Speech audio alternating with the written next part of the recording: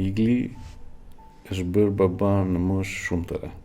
Në vitin e dytë, 20 vjeç. 20 vjeç, ne mësuam që Igli do bëj baba.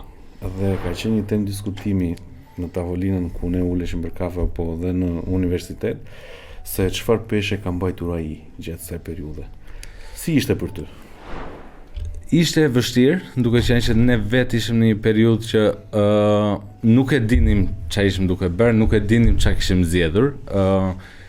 Ishte një sakrificë sepse mosha ishte shumë e re për të mbajtur përgjegjësi, kushtet ekonomike nuk ishin sepse ti s'kishe mundësi dhe ishte e vështirë, po besoj që gjithë ajo periudhë e vështirë që kam kaluar më ka ndihmuar për të formuar këtë karakter që kam sot.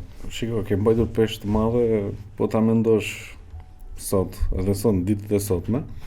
Madje unë të kujtoj shpeshherë, së bashku me kolegët tanë apo dhe miqtë tanë të përbashkët që Igli ka bërë një sakrificë të jashtëzakonshme dhe një rrugëtim të jashtëzakonshëm.